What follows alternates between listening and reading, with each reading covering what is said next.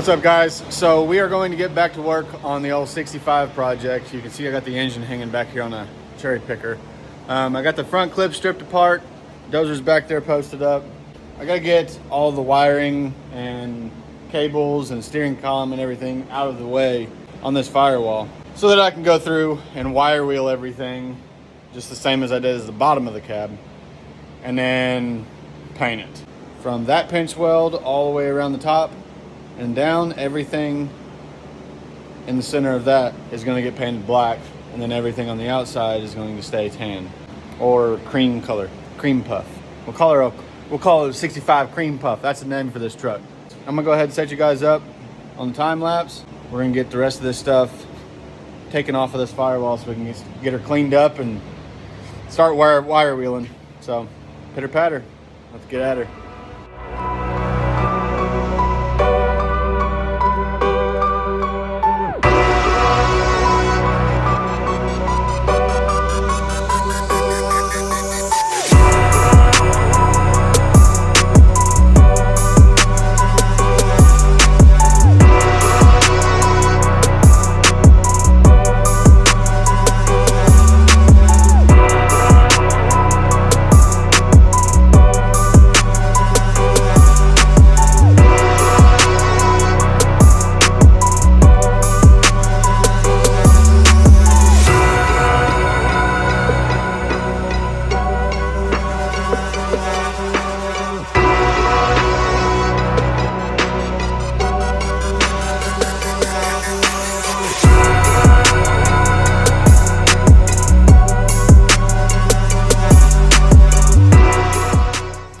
Alright guys, so as I said, we were selling the flatbed off of Tina, and I didn't film any of the process once again, but it's gone, and Tina looks naked now. This is what we got now on old girl. Now I still need to find a rear end for this thing out of a 2005 to 2007 Super Duty. Preferably 410 gears, because that's what the front end is. So if I could find a rear end to just swap out and not have to touch the front, that would be great, because the way they did these dualies on the fronts, they're just bolt-on spacers onto a single wheel hub. So you can see where the spacer bolts up right there. So all I'd have to do is just unbolt the spacer off the hub, and then that front end's single wheel. But I don't really have any plans to do much more to it very soon. I thought I found a 6.4 Power Stroke dash to put in this thing. Went down and looked at it yesterday evening, and it's missing too many plastics. It's sun dried and sun faded. It's dirty because the doors have been off on the cab for forever now. So I'm probably not going to use that one. So I am on the hunt for a 6.4 dash to put into this thing, because that's the next thing that I want to tackle. I also found a visor, a windshield visor to put onto this thing that we're going to have to sand up and paint match patina to get it all together. So that's what we got going on. All right guys, like I said, we're gonna go through with the process of swapping Tina back to a single wheel. I have a guy coming this evening to pick up the front dually wheels and the dually spacers off the front end. So we're gonna go ahead and pick her up right now, get these front tires off, and then take the dually spacers off and throw some roller single wheel stocks that I have outside on the old girl. I still do need a rear end though. We'll see what we can figure out with that, but we got the front end swapped over to single wheel. I do think I'm going to take some time and look over the rockers a little bit more and see what I want to do to start attaching those and get those solid. I might end up having to chop that section that I welded on the back of the cab and lowering that floor down a little bit farther to where I can get the seats to set the way I want to, because I don't want that to, I don't know, for some reason, after I got the floor lifted up and got it welded in place, it seems like you sit a heck of a lot higher in the cab whenever you're in the seat. Even after I've gotten those power seats in and got the seat adjusted all the way as low as it can go, it still feels like you're sitting a mile above the dash. So I'm gonna see what I can do about getting the floor a little bit lower inside there. All right, we're gonna get these tires swapped out. Let's go.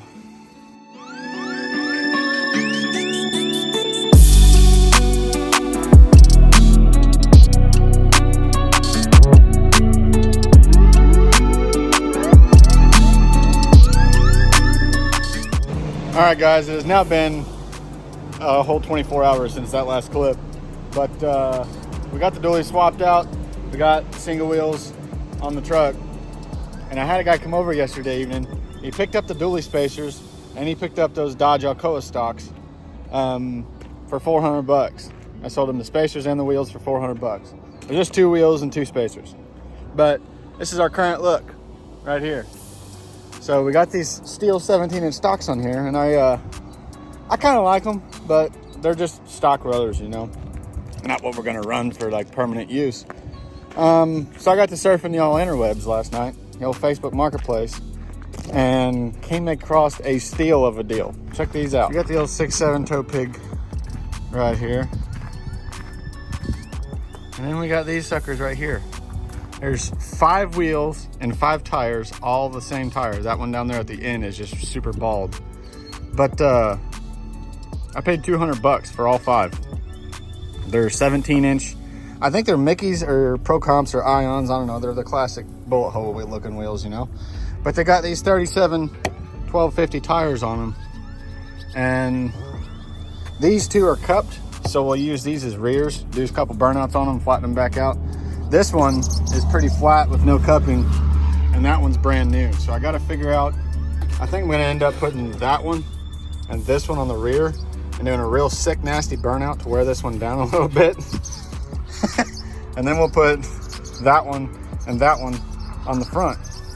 But I think I'm going to go ahead and pull Tina up to the shop and stick these on there on the front at least to sort of see it, because I've never seen, well, these stocks used to be on it, and those are 35s, so I haven't seen it with anything bigger than a 35 yet. And I want to see how much those 37s fill out the fender well, so we're gonna go ahead and throw a couple on. Let's go.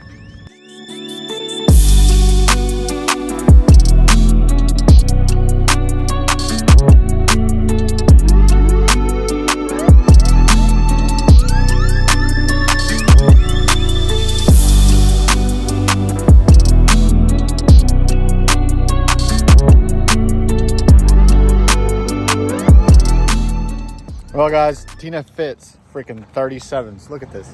We have full lock, left to right, completely. I do need to get an adjustable track bar because that leveling kit's got our front end sitting over this way over the axle. We got a little bit more of a stance on this side than we do on this side. But that just looks sick. If you just cover out the dually rears like that, absolutely. And I have found a single wheel rear end. I just gotta get a deal made on it. I've swapped messages with this dude. Like, I've been swapping back and forth messaging this dude probably 6 or 7 different messages, and he has yet to name a price on this rear axle. And I've asked like 4 or 5 times, I swear. I don't understand some people, but 17s on 37s, I only paid 200 bucks for those things. I got 5 wheels and 5 tires, but 1 tire is bald as crap. So we'll probably end up figuring something out with that. But I do think I'm going to clean the old bay up, pull Tina back in the shop all the way up past the lift a little bit farther. And I think I'm going to mess with these rockers. The way this is looking on the inside here, see, you got our Super Duty wall and our 79 wall. I think I can take the wire wheel and go through and clean all this up all the way down through here, clean all this glue out of the way, then clean the sidewall up over here. And you can see, get the ground wire out of the way, that's where my welds are from the outside, right there. So I'm thinking I can take me just a pry bar or something and smack this part of the Super Duty wall over to the 79 wall and weld it straight down through here all the way to this point right here. And then I'll have to figure out something to do to cover this gap in here, because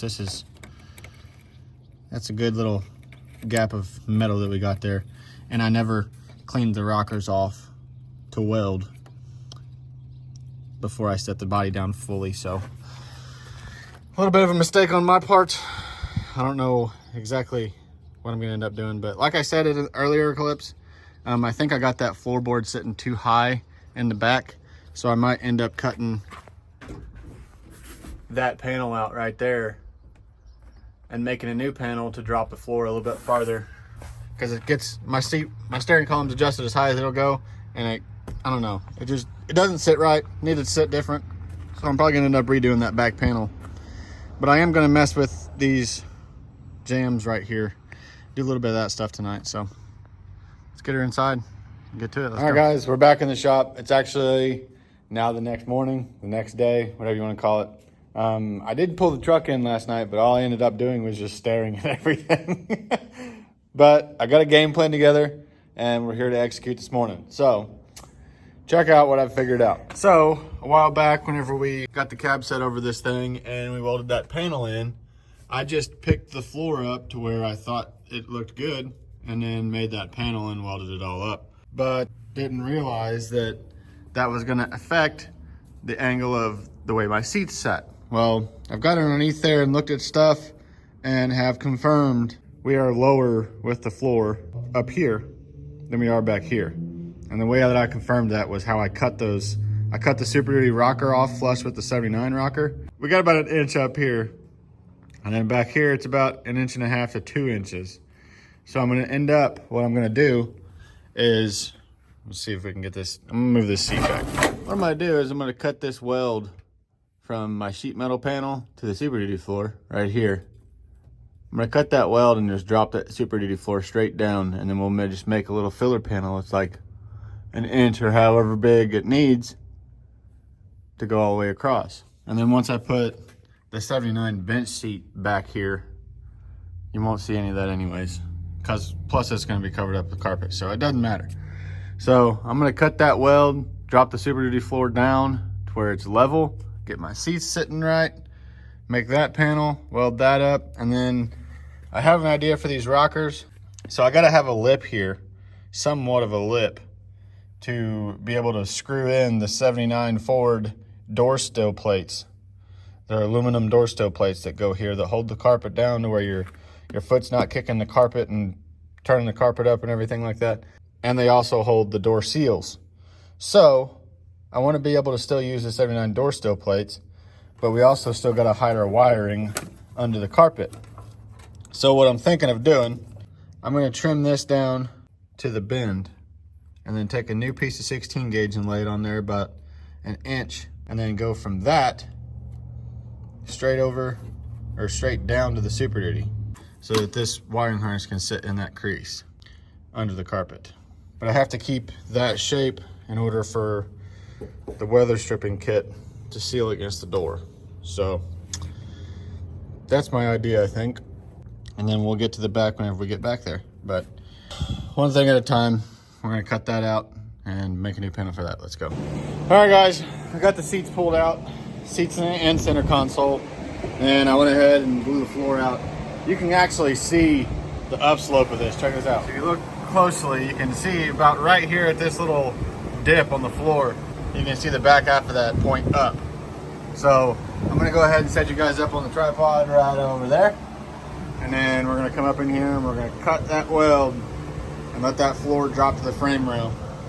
And then we'll set the lift up, pick the floor back up to where it's level, and then I'll take my measurements to make my panel. So without further ado, pitter patter, let's get at it.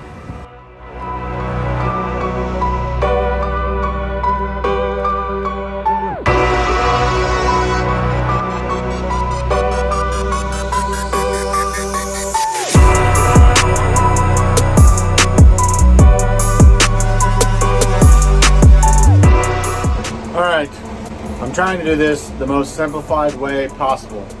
So I'm thinking about cutting away more of the Super Duty floor and making it more of 16 gauge floorboard. But this is all going to be just where the Super Cab rear bench sits. So it's not really going to matter that much. I just have to get underneath the truck and figure out where exactly there's a floorboard cross member that runs across, multiple cross members that run across this Super Duty floor. I gotta figure out where that sits because this is my current situation. So we got our 16 gauge that we originally put in here, and I just cut it, as you've seen on the time lapse, and I did not cut it straight. I don't know what got into me or what happened, but it is wavy as crap all the way up to there. So I got some straightening out to do on that. Our option is to come straight down from that panel to the Super Duty floor to attach the back half. Then whenever you go over here and you think about attaching the sides, I have to leave these plates right here so that I can still bolt up the Super Duty rear bench. So these plates have to stay. And there's a drop from that plate to the Super Duty floor.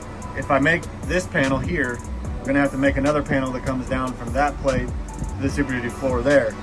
And then once I do that, I'm gonna have to make another panel that comes from the sidewall over there and touches this plate right here. It comes over and drops. And then from over there back to here, it's gonna be a lot of different little bitty plate and angle making and a lot of little bitty tack welding and stuff to try and make all of that work that way. So what I'm thinking about doing is coming straight off of these plates, right straight through here, and cutting the Super Duty floor off back there, and then taking 16 gauge, sticking it up against this plate there, all the way across, flush welding it from the back and around the sides right here, and then we'll just come straight down from that point to the Super Duty floor about right here. So that's where the floorboard brace is on the Super Duty, which is about halfway in between where we're going to be cutting it. I might run it a little bit farther and take that brace completely out. There's another brace right here that runs along the seats. If I cut the floor about here, that would defeat the purpose. Might as well just bring the 16 gauge all the way to this hump, and then we really wouldn't have to make a down panel. We could just weld the 16 gauge straight to this right here, wherever it meets right here. Yep, I think that's what I'm gonna do. That'll make the back of my floorboard completely flat. I could make my own little brace underneath all this with angle iron or C-channel that goes from the bottom of the rocker all the way across to brace the floor up, but there's not gonna be a whole lot of weight or pressure back here. It's all gonna be mainly on the front seats and on the sides, because I don't really think I'm ever gonna put anyone in the back seat aside from kids. So I think that's what I'm gonna do. Yep. That's what I'm gonna do. Yep, let's go.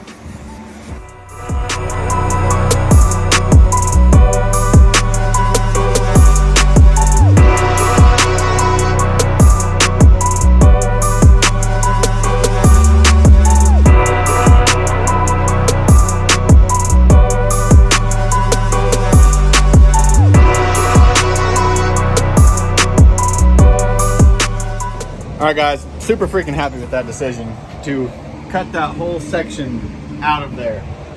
So now, instead of having to make all those little bits and pieces and do all that small little welding and everything, we can just go through and clean these sidewalls up on both sides and make one big panel, one big rectangular, four-cornered panel to cover that whole gap. And then we'll just come back through and drill out the seat holes in the panel itself.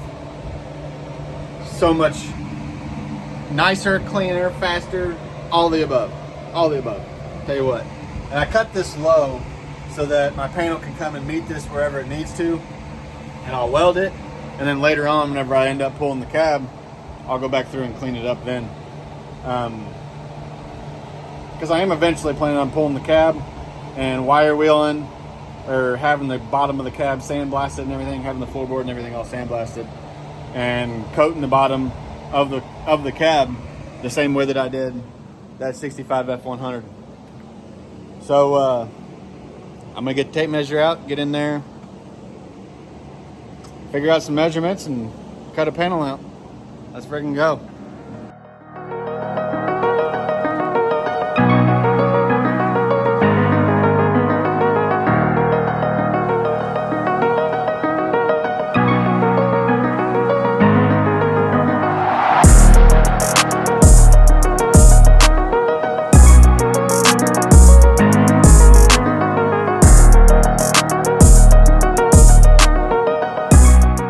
All right, getting the hang of it again. Just about started to tack that in, and figured I'd give you guys a little clip here. Got all that covered up with one sheet. So I'm gonna go ahead and get it set up and tack it in place over here on this side, move over to that side, and then slowly start getting that back wall tacked up and ready. And then we'll put the lift underneath the floorboard and pick the floorboard up the 1/2 inch it needs to go to meet up with this sheet, because it'll be just about perfect. As high as it was before, if it's even just a little bit, I don't really care. I'm running it like this. This is perfect. So we're gonna set you guys up, start tacking up. Let's go.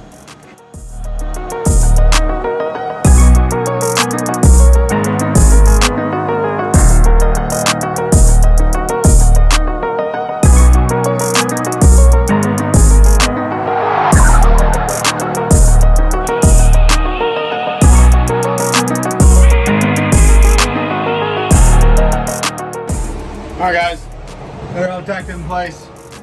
I'm gonna go ahead and finish out welding it and let my phone charge up.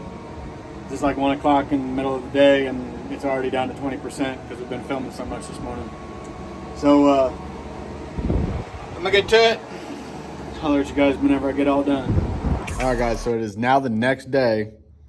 I got that whole back panel tacked in place and everything yesterday, and then I went ahead and made the panels for the passenger side rocker and got all those tacked in place as well. And it freaking turned out killer. There's only one little panel that I have to make up by the front door jamb that it's gonna basically attach the 79 door jamb wall, like the little kick panel.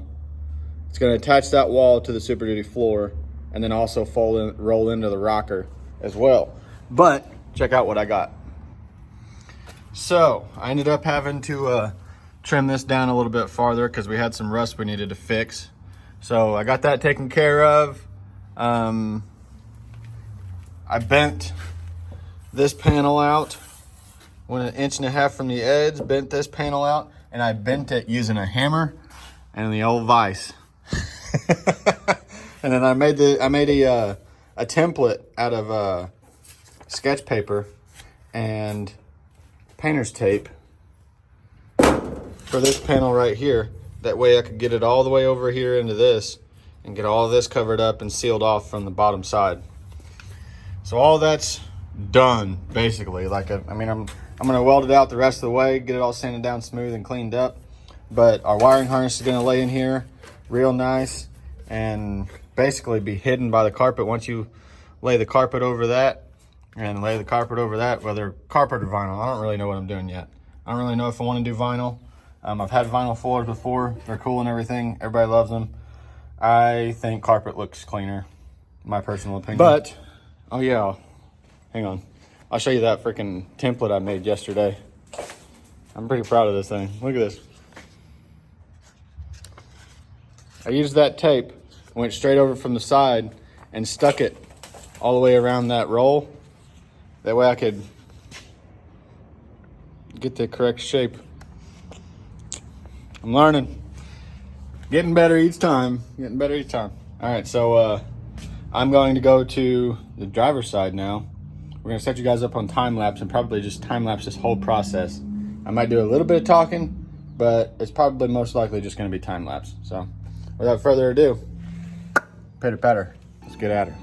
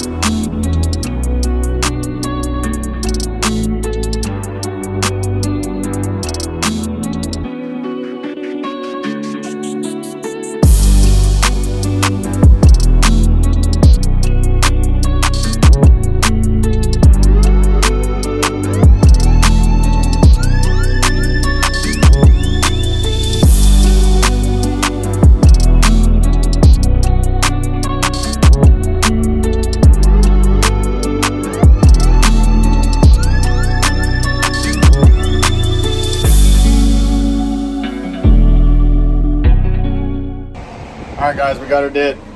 Fully tacked up, fully welded, or not fully welded, we're just fully tacked up all the way around right now. Check this freaking panel out, dude. I'm so stoked about that. Got that in there with the freaking tape trick. Came out freaking perfect. I'm thinking about going ahead and doing what I can to weld up the rest of this. Try to get that back gap filled in right there, and then start welding in all this here. Probably just gonna set you guys up on a time lapse. Just completely go through and time lapse the whole welding process, because it's gonna take a while, but she's covered, tied in. Let's go.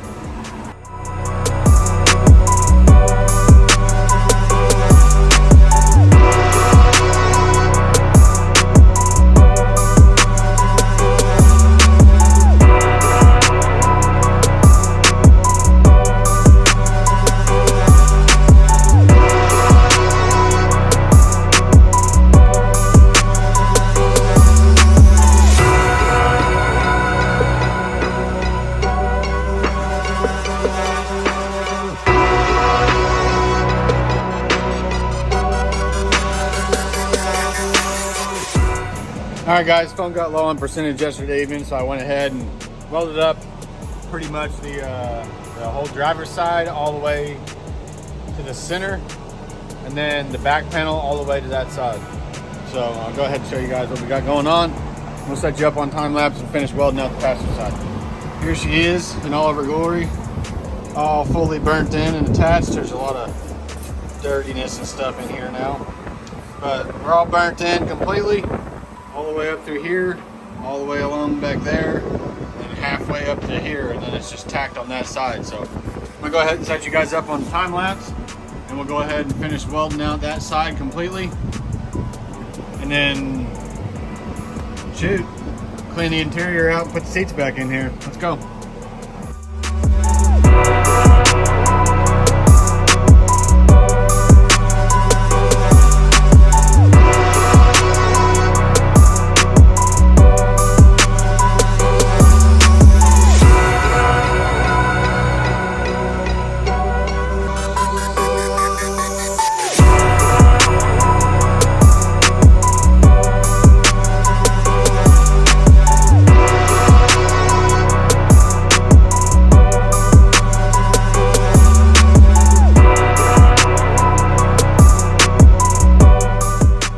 All right, guys, I am convinced that this truck build is blessed by sweet baby Jesus himself. All right, I don't know how I managed to do this, but I found a second patina matched long bed that matches Tina better than the first one that I found, and it was closer. So I went and grabbed it today, and I didn't film any of the process or anything, but we finally got it home. I got it unloaded. It's a truck bed trailer, and it's hooked up to Tina right now. Check this out. We got Tina here in all her glory. We still gotta get us a single wheel axle, but look at our freaking bed. Couldn't be hard pressed to find another one that matches better than that. Like, honestly, I'm so stoked. You guys have no idea. We do have a little bit of damage. We got a dent here that we need to rub out. And then both fender wells are rusted. So my plan for these is to get some patch panels and cut it right where the rust stops on both sides here. And then cut it just below this trim, probably right against the trim, all the way around through there. Put a new piece in, sand it down and everything, and then put the trim back on where the seam is.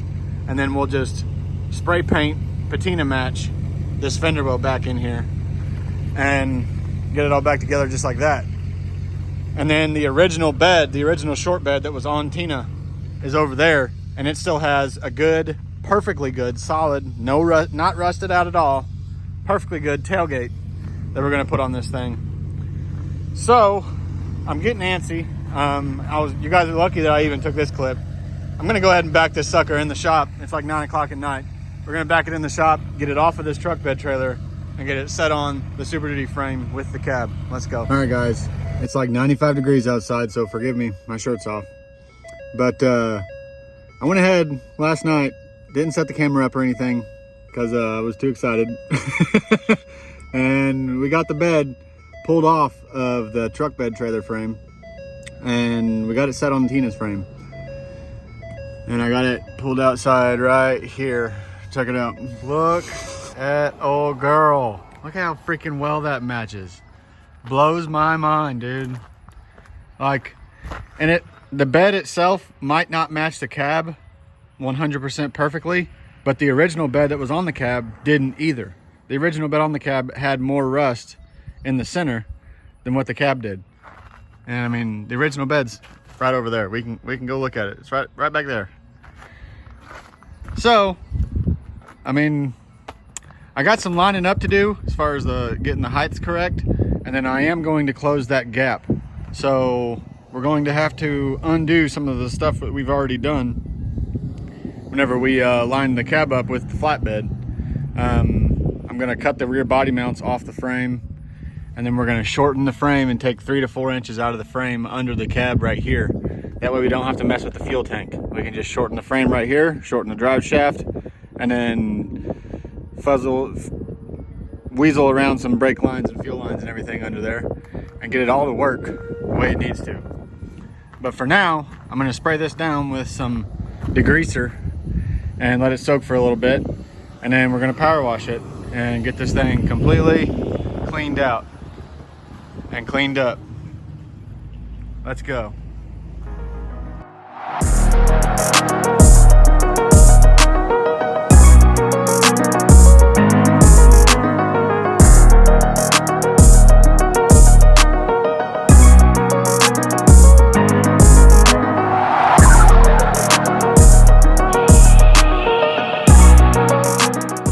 All right, guys, we got the truck pulled over here to the shop, got the bed cleaned up.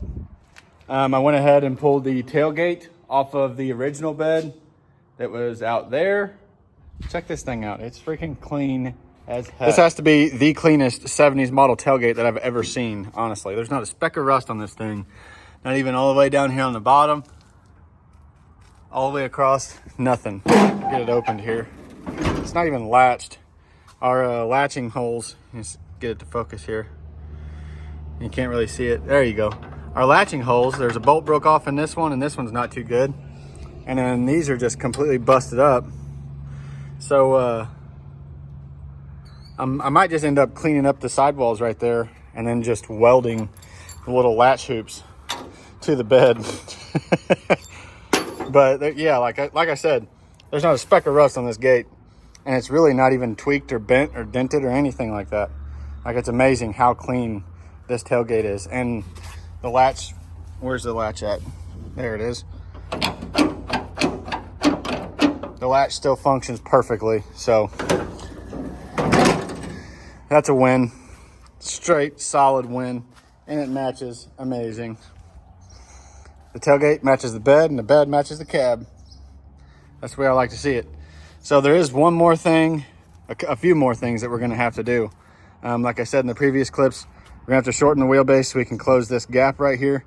And I'm gonna do it under the cab, right here on this section of frame, instead of doing it back here where I normally do. That way I don't have to mess with my fuel tank mounting. And that'll get our bed close to our cab.